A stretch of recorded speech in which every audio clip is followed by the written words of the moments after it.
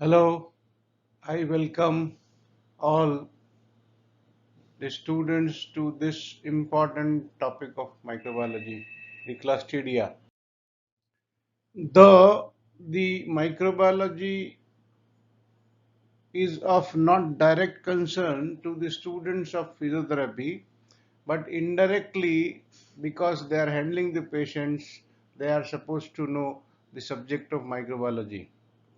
In fact, all the students of medical and allied subjects related to medical science in any form are supposed to know a little or more microbiology.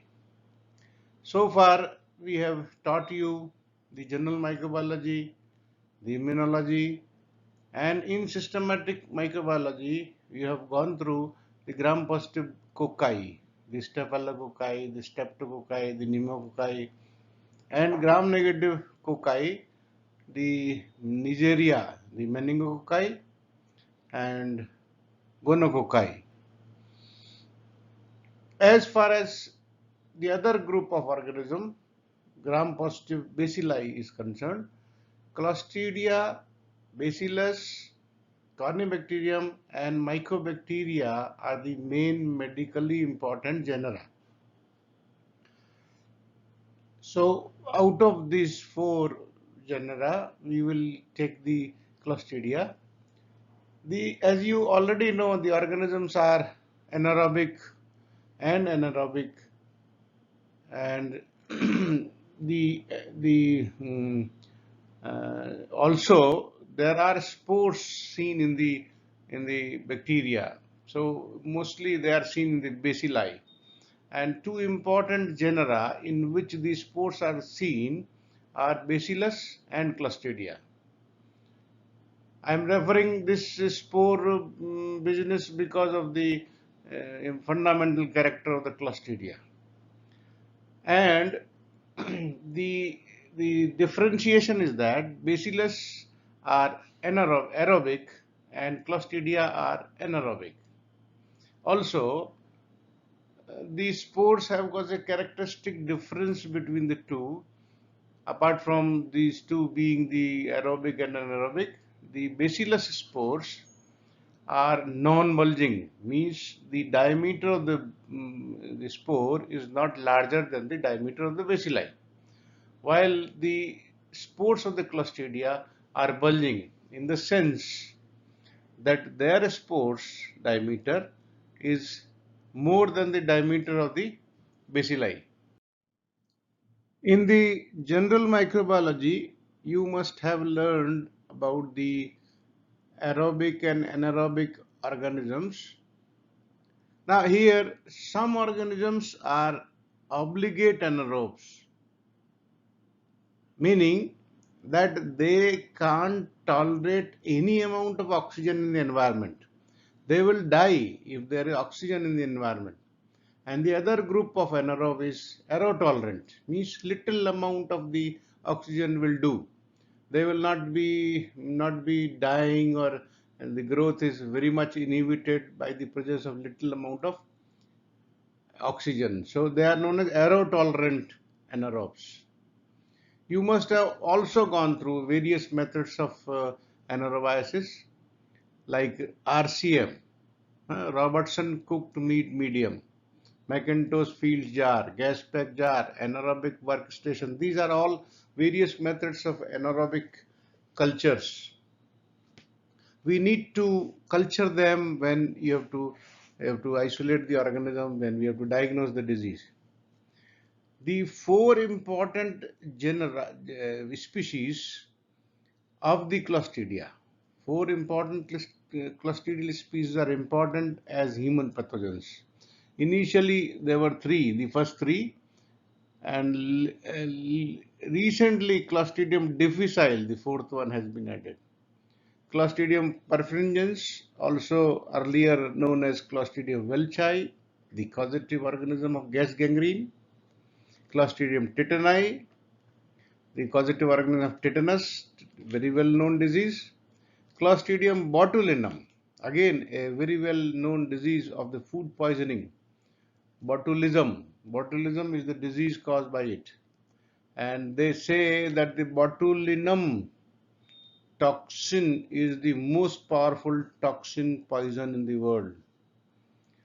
Then Clostridium difficile causing pseudomembranous colitis is a product of the overuse of the antibiotics in the modern era.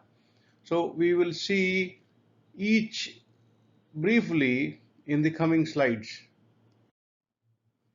As I have mentioned in my earlier slides, then the spores of the Clostridia are wider or larger. Their diameter is more than the diameter of the bacilli. They can be expressed as swollen or the spindle shaped appearance of the spores. And in this world, Clostridium itself has come from the Greek word cluster. Cluster means spindle. Spindle means you must have seen the spools on whom the thread is wound. So it is thick in the center and thin in the both the sides. So cluster is the origin. So spore is a very characteristic thing in the Clostridia. Now also the position of the spore and the shape of the spore is also important. So on the basis of the shape and position of the spore, the identification of Clostridia is done. Say for example, Clostridium bifermentans. There is an oval spore and it is central in location. Clostridium perfringens, subterminal and oval. Clostridium tetani, terminal and spherical, like a drumstick. So drumstick appearance of the Clostridium tetani is a popular word in the microbiology and in the medicine. Clostridium tertium, terminal and oval spore, also referred as uh, tennis racket spores, tennis racket morphology.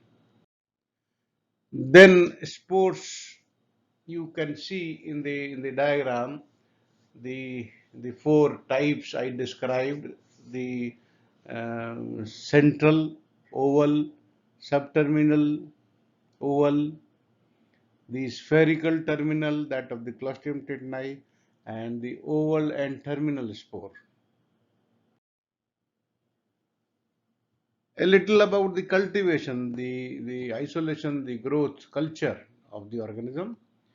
They, in general, Clostridia grow well in the common anaerobic media. Robertson cooked meat broth is okay. In this Robertson cooked meat medium, there is a meat particles which are chopped, and the glutathione and unsaturated fatty acids, they take up the oxygen. So the EH redox potential, or also known as EH, has gone down, and the medium become anaerobic. On the basis of the type of the action on the Robertson Cook medium, we can categorize into two, whether the growth is proteolytic or saccharolytic. Proteolytic means that which eats the protein and turns black. The meat particles in that turns black. And if it is consuming the sugars, the carbohydrates, that is saccharolytic species, they will turn the meat pink. And the examples are Clostridium perfringens. You can see here in the diagram A, B, C. A is the uninoculated one and B is pink and turbid, that of the Clostridium perfringens. C is the black turbid, that of the Clostridium tetani growth. Now we will see properly one of the most important organism of the Clostridia, the Clostridium perfringens. We have seen it was previously known as Welshi. It is a important human and animal large intestine commensal as well as environmental saprophyte. Means In the environment also it is growing. In the intestine also it is present. It is capsulated, non-motile, gram-positive bacillus. There are subterminal bulging spores.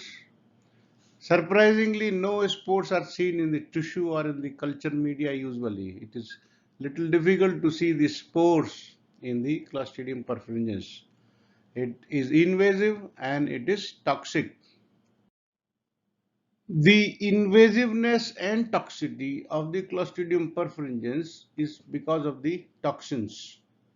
There are four major toxins of Clostridium perfringens: alpha, beta, epsilon, and iota, and eight minor toxins of Clostridium perfringens: gamma, delta, lambda, kappa, theta, eta, mu, and nu.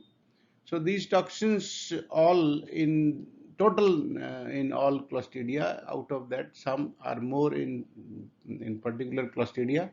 So these toxins are secreted by the Clostridium perfringens, and which are responsible for the pathogenicity of the disease.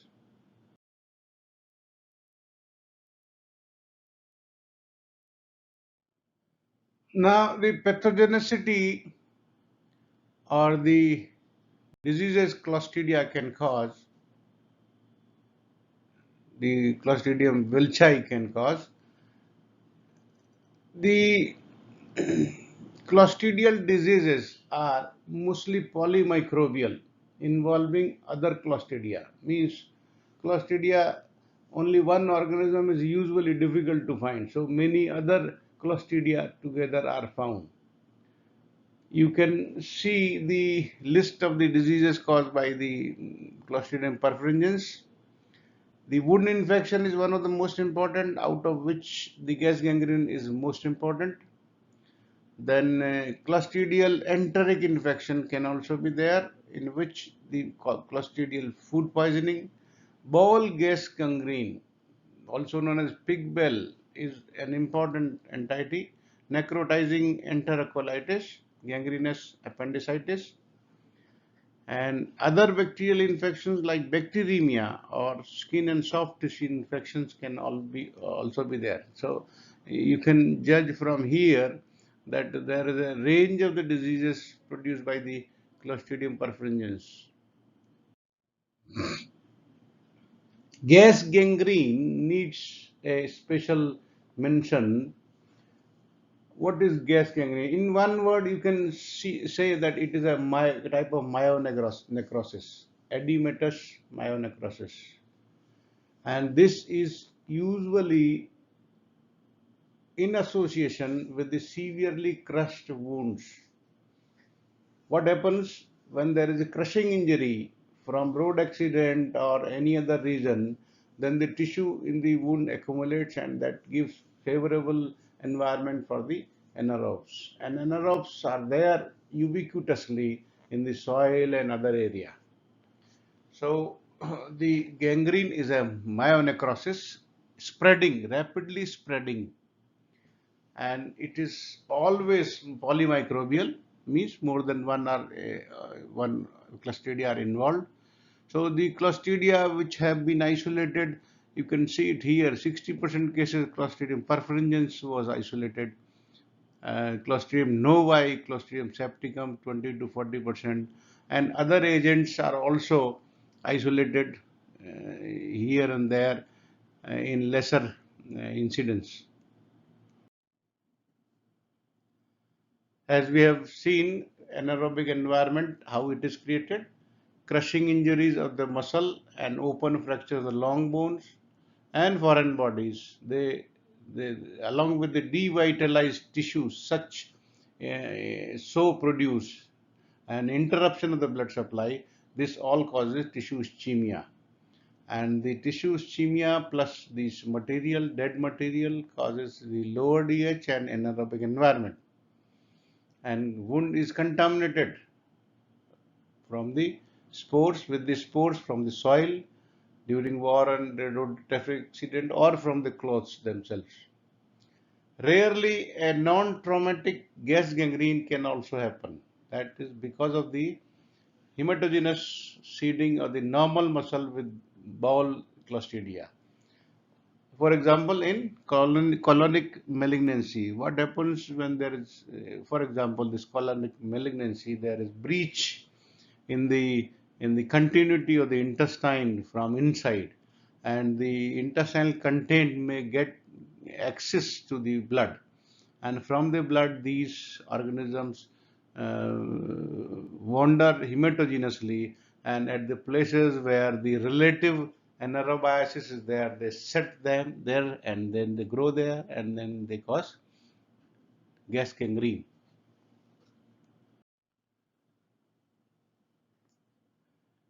We have seen major and minor toxins, alpha toxin and theta toxin. They all are mediator. I'll not go into the details of the mechanisms.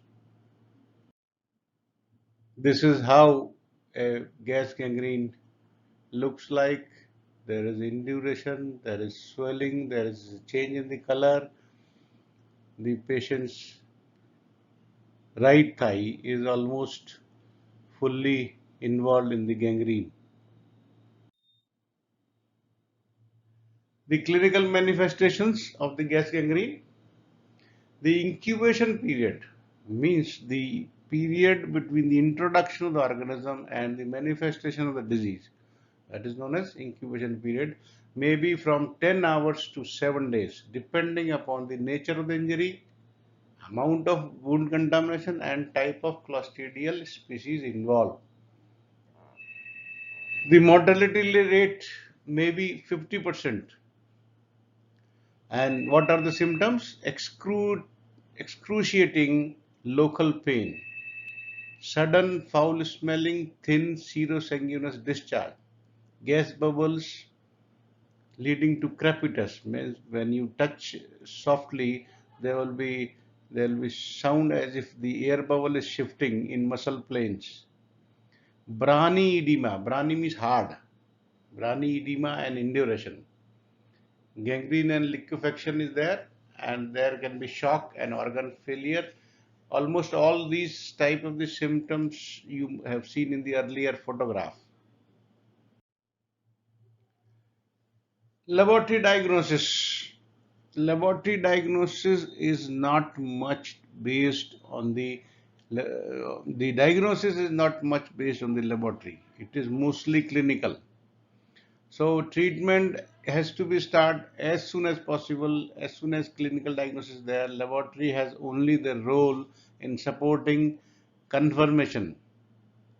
What are the specimens? Ideal specimens are necrotic tissue, muscle fragments, and exudates from deeper parts of the wound. Because these are the tissues, these are the things on which the anaerobic Clostridium perfringens has grown. If bacteremia is suspected, then blood culture may be taken, or if the swab is there, the swab may be rubbed over the wound surface or the soaked in the exudate, but then this is not that satisfactory.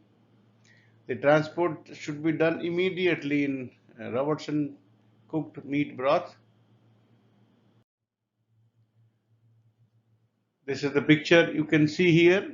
This is a classical picture of the gram-positive bacilli. Characteristically, there will be absence of neutrophils. Neutrophils will not be there in the sample because why? How the neutrophils will be there? Because the tissue is not there. The dead tissue is not there. The dead tissue is there, not the live tissue. Neutrophil is a product of the live tissue giving reaction to the presence of the organism. So the organisms are seen, no neutrophils, no pus cells are seen. Thick, stubby, boxcar shaped gram-positive bacilli without spore seen. Boxcar means you must have seen on the train, the wagon, the containers on the train, the square, it's known as boxcar shaped. If there are spores in these gram-positive bacilli, then it is suggestive that this is not the Clostridium perfringens, suggestive of other Clostridia. If it is citron bodies are there, it is suggestive of Clostridium septicum. And if the large rods with oval subterminal spores are there, then it is suggestive of Clostridium novae. What is the other diagnostic criteria? There may be double zone hemolysis, also known as target hemolysis. On this blood agar plate around the growth colonies, you can see two types of the hemolysis. One is a more clear and one is a less clear. This is known as target hemolysis. The Niegler's reaction. Niegler's reaction is a reaction to check the lecithinase activity of a toxin. So alpha toxin has got lecithinase activity. So to check the presence of alpha toxin, this test is done. Opalescence, on the right side, you can see the feather-like shaped area where there is opalescence surrounding the streak line of the egg yolk agar of the Clostridium perfringens. Clostridium perfringens is grown and it has become opaque on the 20% human serum agar medium. Then the opalescence on the left side is inhibited because the left side there is presence of antitoxin. This plate is a double, means two-side plate, where the agar is put on both the sides, or you can just put a line also.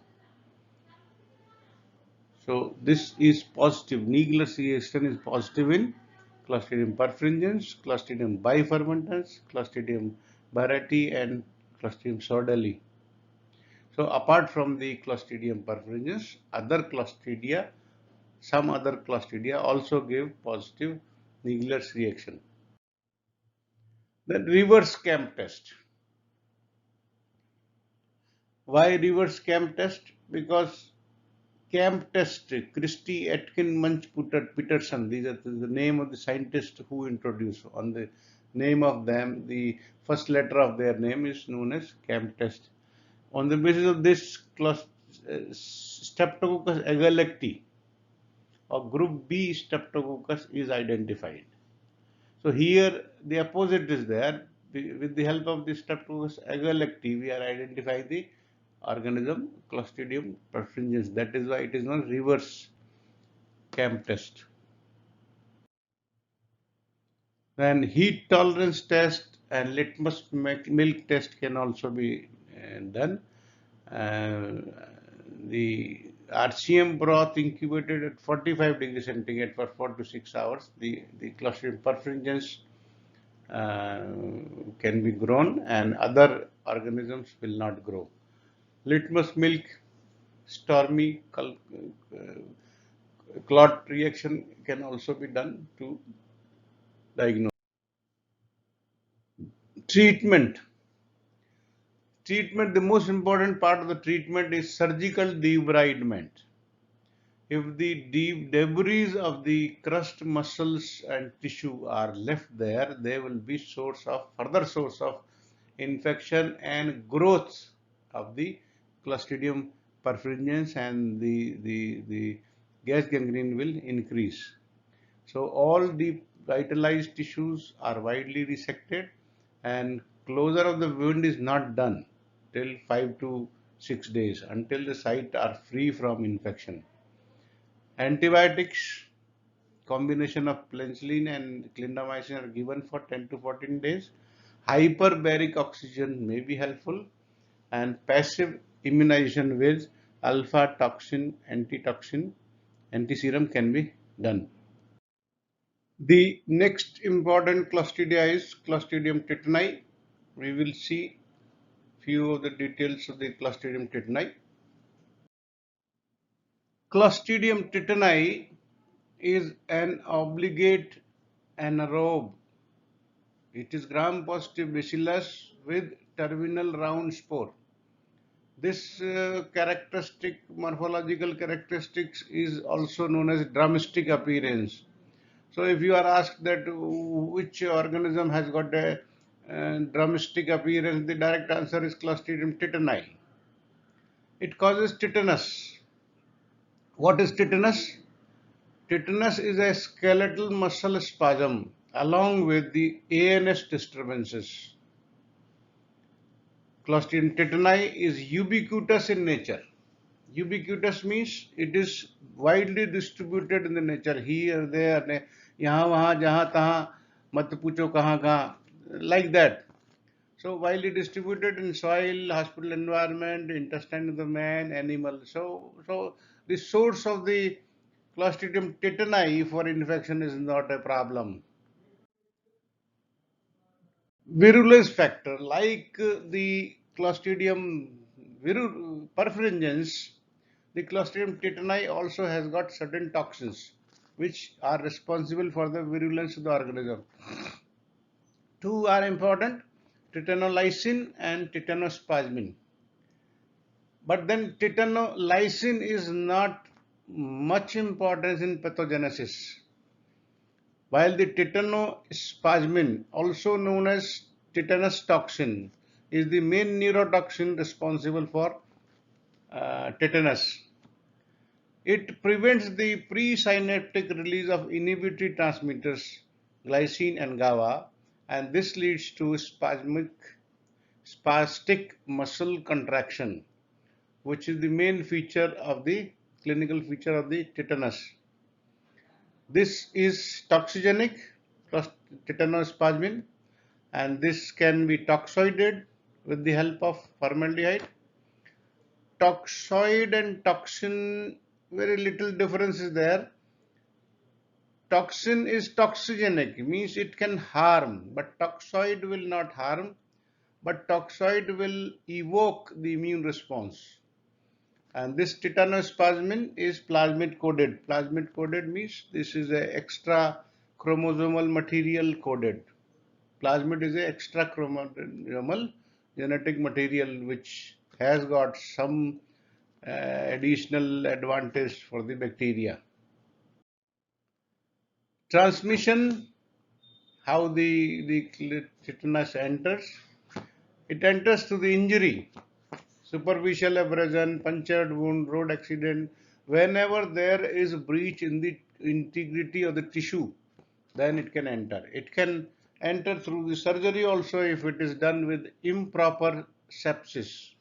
Improper aseptic precautions are there, then surgery can also be a mode of transmission. Neonate in abortion and in delivery due to unhygienic condition to the child and to the mother, it can transmit, it can happen. Then otitis media. Otitis media is a disease of the middle ear. The infection can go in the tissue through otitis media also. This organism is non-infectious in the sense that there is no person-to-person transmission. What are the clinical features? The incubation period is 6 to 10 days. Lesser the incubation period, graver the prognosis. The muscles of the face and jaw are the area which is affected first. So first symptom is trismus. Trismus is also known as locked jaw. Locked jaw means you are unable to open the jaw. There is muscle pain, then there is stiffness, back pain, and difficulty in swallowing. And in neonates, neonate means newborns, up to 18 days the child is known as neonate. So neonate, in neonate there is difficulty in feeding. So it is unable to suck the milk or from the mother's teat or the bottle. There is painful muscle spasm which may be localized involving only the affected limb. It may be generalized painful muscle spasm which may lead to descending spastic paralysis. The autonomic disturbances may also be there with the low or high blood pressure, tachycardia, intestinal stasis, sweating, increased tracheal secretion, and acute renal failure. Some of the complications of the tetanus are rhesus sardonicus. It is an abnormal sustained spasm of the face muscles that appear to produce grinning. You will look as if the patient is grinning to you, but actually it is a spasm due to tetanus. Opisthotonus. Opisthotonus is a posture, backward arch because of the contraction of the extension muscles. So abnormal posture because of generalized spastic contraction of the extension muscles is there. Then respiratory muscle spasm may occur. Neonatal tetanus needs an special mention. Neonatal tetanus is an illness occurring in a child who loses ability to suck and cry between 3 to 28 days of life. So 28 up to 28 we can consider it neonate. So from the third day to 28th day, if there is difficulty or the loss of the ability to suck the milk or the cry and becomes rigid and has spasms, then it is neonatal tetanus. It is also known as the 8th day disease, as the symptoms usually start after 1 week of the birth. And what is the reason of the neonatal tetanus? Most common reason is unhygienic delivery practices. For example, infected umbilical stump is applied with cow dung, and rarely the circumcision or ear piercing, that also can lead to infection with the tetanus bacilli. You can see the picture here. The child is back arched. There is extensor compartment spastic contraction is there. Epidemiology of the tetanus.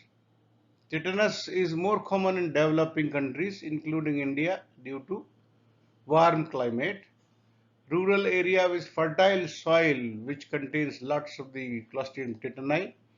Unhygienic surgeries or deliveries. But now incidence is decreasing due to widespread immunization of the infant and pregnant mothers, as well as the teachings of the hygiene. Laboratory diagnosis. One thing should be borne in the mind since the beginning, that the laboratory diagnosis is not equivalent to the clinical diagnosis. This is only for support. So laboratory diagnosis is only supportive. The treatment should be started as soon as clinical diagnosis is there. So in the for the laboratory, what can be the specimen? Excised tissue bits from necrotic depth of the wound. In of this, the gram staining can be done, and in gram staining, we will be seeing gram-stick appearance, gram-positive bacilli with terminal and round spores.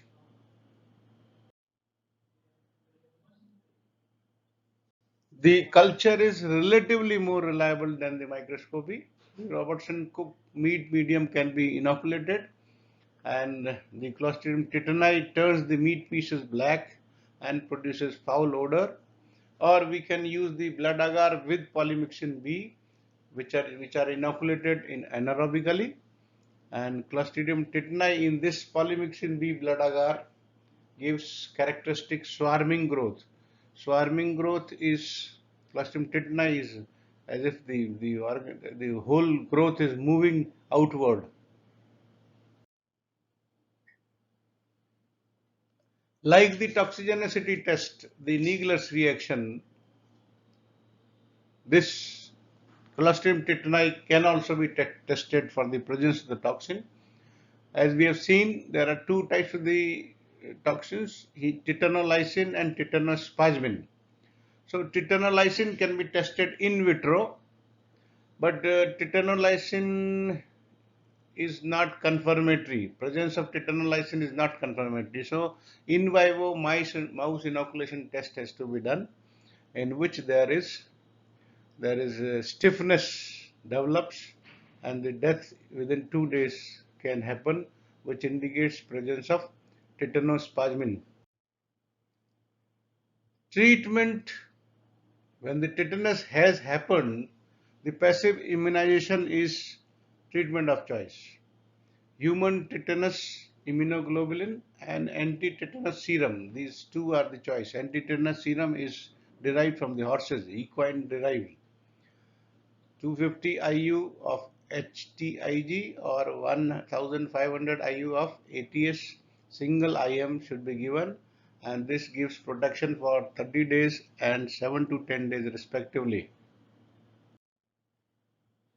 Then combined immunization can be done, both active and passive immunization, in non-vaccinated persons. If the patient suffering from the tetanus is non-vaccinated, the history tells that he or she is not vaccinated, then both immunization, initially passive and then later on, immediately after that, the active immunization should be given.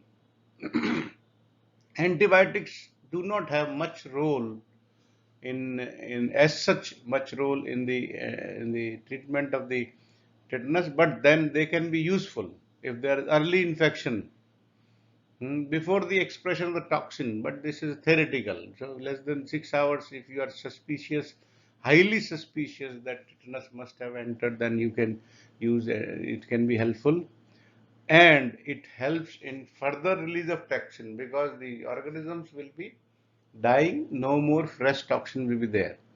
Drug of choice is metronidazole, 500 milligram IV every 6 hourly for 7 days, and if there is some problem with the metronidazole, penicillin can be used.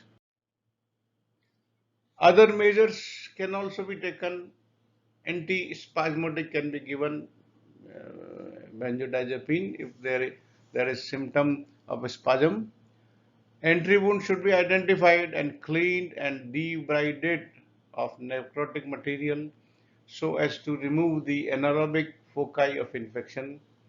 Patient should be isolated in separate room because any noxious stimulus can aggravate the spasm. The light or the sound, anything can initiate the spasm or aggravate the spasm. Prevention is by active immunization mostly.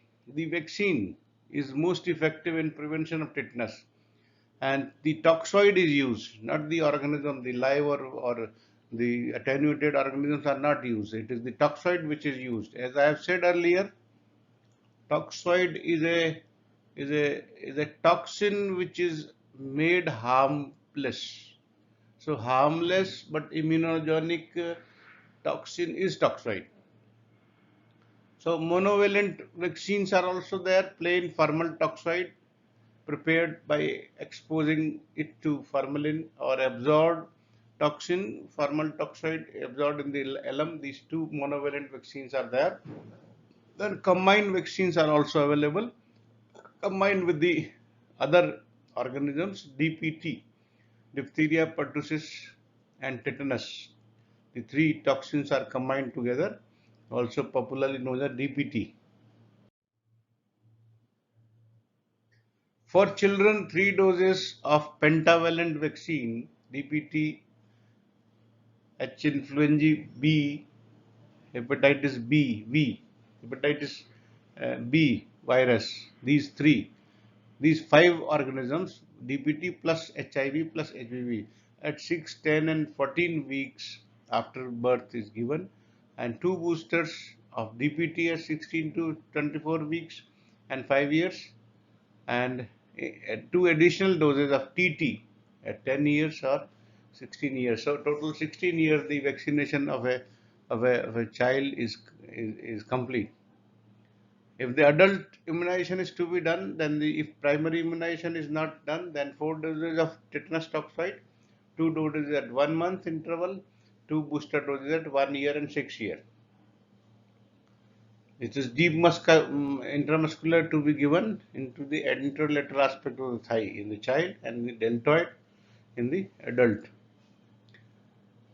The protective titer, if the serum shows antitoxin titer of 0.01 unit or more per ml, then it is a protective titer. If you are suspecting the tetanus after injury, so the first is to be cleaning the surgical toilet of the wound, followed by immunization, which depend upon the wound type and immunization status of the individual. Then neonatal tetanus is of concern. So how we can prevent the neonatal tetanus? So we have seen that it is more common in the neonates because of the unhygienic deliveries. So deliveries in the hospital or by the attendants should be promoted, not that the unattended home deliveries. Aseptic clean practices are followed during deliveries. Clean hand, clean surface, clean blade for cutting cord, clean cord tie, clean cord stump, clean towel and clean water. The cord, the umbilical cord, after the delivery is over, it is cut and it is a full dead material, it's dead tissue, and dead tissues are always attractants for the anaerobes. So if from any side, if there is entry of the tetanus spore, they can grow on the dead tissue. So the stump should be taken care nicely. Then second is TT, tetanus toxoid, to all pregnant women. Two doses should be given. Neonatal tetanus elimination is based on neonatal tetanus rate 1 in 1000 live birth in every district. TT coverage to pregnant women should be 90% or more. Attended delivery should be 75% or more. If these targets are achieved, then the control is considered. Clostridium botulinum. This is the third important Clostridia. It is related to severe poisoning and the paralytic symptoms. We will see a few words about this Clostridia. Clostridium botulinum is popular for producing a powerful toxin, and this toxin leads to a clinical condition known as botulism. Botulism word has arisen from the Latin word botulus. Botulus is sauces in Latin. Why sauces? Because poorly cooked sausages were formerly associated with food poisoning. So that is why the name botulism, botulinum, botulism, that name came. These are anaerobic gram-positive bacillus with subterminal spore.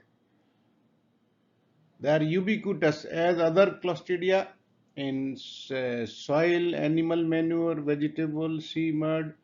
Everywhere they are easily found.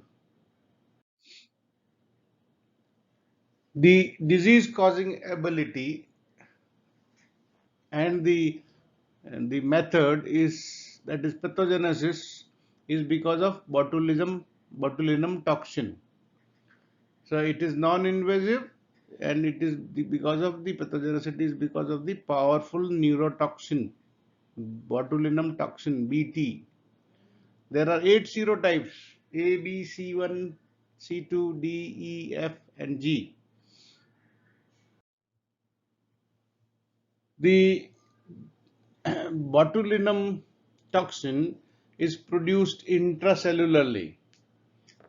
Unlike the other two Clostridia, it is not secreted outside.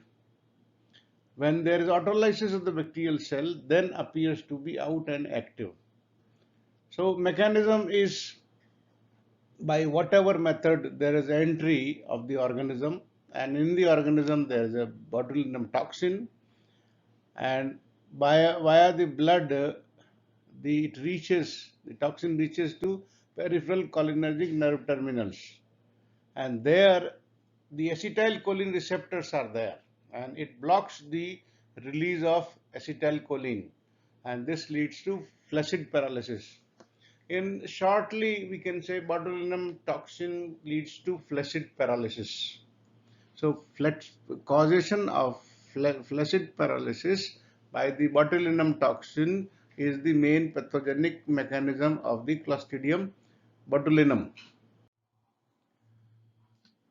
Botulinum toxin is also produced by other Clostridia, and the recovery is mostly permanent. Recovery is not there, but it's there after few months if the patient is taken care of, because 2 to 4 months time is taken before the new terminals of the axons are sprouted. The spores do not usually germinate in adult intestine. However, they can germinate in the infant intestine. Surprisingly, this toxin is also used at some places where there is a spasmodic problem, the problem of spasm for the therapeutic uses, like in strabismus, blepharospasm, and myoclonus. So it is this toxin is isolated and used in these conditions. What are the clinical manifestations? Diplopia, dysphagia, dysarthria. Diplopia means looking two objects instead of dysphagia means unable to eat, and dysarthria means there is no coordination of the joints. There is descending symmetric flaccid paralysis of voluntary muscles. Decreased deep tendon reflexes, constipation, respiratory muscle paralysis may lead to death. No sensory and or cognitive deficit. So mostly this is a muscular problem. There is a muscular, various muscles become paralyzed, and that leads to clinical symptomatology. Botulism can be of various types depending upon the source of the infection. So one is foodborne botulism. Foodborne botulism is because of the food contaminated with preformed botulinum toxin. And the most common is homemade canned food. It is mostly sporadic, outbreaks are rare. Then another type of the botulism can be wound botulism. This contaminated wound because by the Clostridium botulinum spores. This wound botulism presents like foodborne botulism, except there is absence of the gastrointestinal features. Then there can be infant botulism. Infant botulism is because of the contaminated food ingestion where there are spores of the Clostridium botulinum, and this happens in the under the age of 1 year mostly. There is inability of the suck and swallow, weakened voice, ptosis, floppy neck, and extreme weakness. This is also known as floppy child syndrome. Usually it is self-limiting, rarely generalized flaccidity is there, or respiratory failure or sudden death is rare. So management is supportive. If the supportive management there, the patient comes up from the disease. Sometimes there can be adult intestinal botulism also. When the normal flora is disturbed, the colonization of these Clostridia may occur and they may produce toxin. There can be iatrogenic botulism also. There may be injection of overdose of the toxin while using it for the therapeutic purpose. So it can be of various types. Laboratory diagnosis, microscopy of the sample, food or feces, gram-positive non-capsulated bacilli with subterranean spores, motile with peritrichous flagella. The isolation can be done in the RCM broth where there is turbidity and meat particles become black, and along with the foul smell. And that is the proteolytic effect on the RCM by the type A, B, and F, and the saccharolytic effect by the C, D, and E. And in blood agar there are irregular border hemolytic fimbriated colonies can be seen. Toxin demonstration can also be done for the diagnosis in the mouse. If you remember the Cox postulate, the fourth Cox postulate says that the suspected organism, if inoculated in the suitable laboratory animal, it will produce similar disease. So paralytic effect can be seen in the mouse, because only the presence of the bacilli in the feces or the food is not diagnostic. Toxin demonstration is more useful, in the more meaningful. So serum, stool, sterile water, or saline anemia, gastric aspirate, wound material, or food samples, whatever is suspected to be containing the Clostridia can be used, and it is injected into the mouse, and there is paralysis within 48 hours, which can be inhibited by prior administration of a specific antitoxin. If you already give the mouse antitoxin, and then if you inject the material, there will be no paralysis. Treatment of Clostridium botulinum: meticulous intensive support. The patient, if ICU support is there, then it's good. Botulinum antitoxin administered immediately on clinical suspicion without waiting for laboratory confirmation. However, once toxin binds to nerve ending, antitoxin has no role, but still the unbound toxin will not be allowed to bind to the nerve endings if the botulinum antitoxin is given. Wound botulism, debridement and draining promptly is recommended. Antibiotic susceptible to penicillin, role of antibiotic has not been established completely. Last but an important organism, Clostridioides difficile, also known as Clostridium difficile. It has gained importance in the clinical practice recently. Clostridioides difficile is the current name, while earlier it was known as Clostridium difficile. It is obligate anaerobe, means it will not grow in the presence of oxygen. It is gram-positive spore-forming bacillus. It is responsible for pseudomembranous colitis, and there is high association with the prolonged antimicrobial use. The name was given because of its difficulties in isolation. So, usual difficulties in isolation led to the name Clostridium difficile.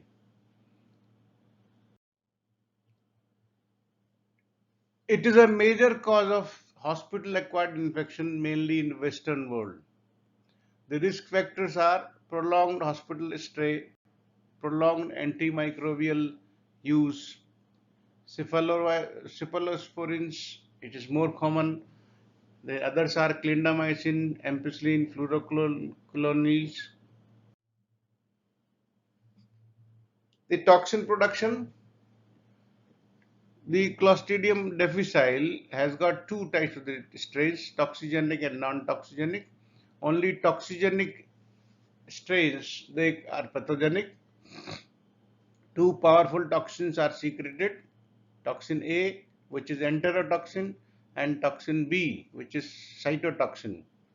Both toxins are secreted in intestine, and they cause various immune reaction leading to diarrhea and pseudomembrane formation.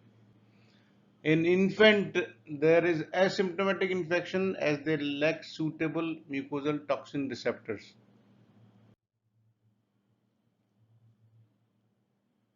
The toxin production,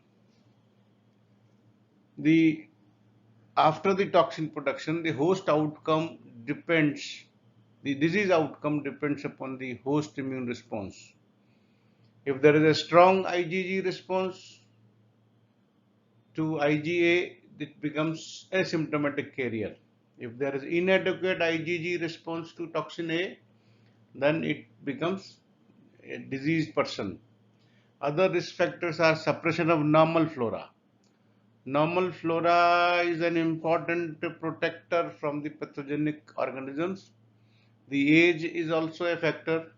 Immunosuppression because of other reasons like malignancy or gastric acid suppression medicine can also lead to the toxin production, the disease effect. There is also a hypervirulent epidemic strain B1NAP127 which produces higher level of toxin and causes relatively severe infection. Clinical diarrhea, clinical manifestation is by diarrhea and menstrual cycle manifestations, abdominal pain, leukocytosis, blood in the stools can also be there. There is formation of pseudomembrane, which is composed of necrotic leukocytes, fibrin, mucus, and cellular debris. This pseudomembrane attaches to the underlying mucosa. It is whitish yellow flake 1 to 2 mm in large enough to spread over the entire colonic mucosa. So depending upon the severity, gravity of the disease, the size of the pseudomembrane is there. Even after treatment, relapse occurs in 15 to 30% of the cases because the root cause has not yet been eliminated.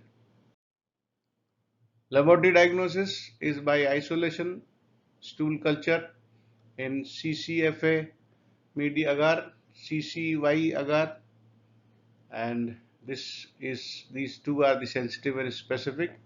Since difficile can be a GIT colonizer of the GIT, only isolation is not enough to establish infection. Toxin demonstration is more meaningful as with the other Clostridia. So cell culture cytotoxin utilization assay, highly specific can be done, toxin detection can be done, or enzyme immunoassay can also be done. These kits are available where the, the rapid antigen test can be done. The colonoscopy, biopsy, and histopathology is more specific. Treatment of Clostridium difficile infection, antimicrobial therapy, initial episode mild to moderate cases. Metronidazole is good, 500 milligram TID for 10 to 14 days. If there is a recurrent episode with severe cases, then vancomycin should be given. And severe complicated or fulminant infection, vancomycin plus metronidazole should be given. Other modalities, intravascular immunoglobulin can be given. Fecal transplant can be done.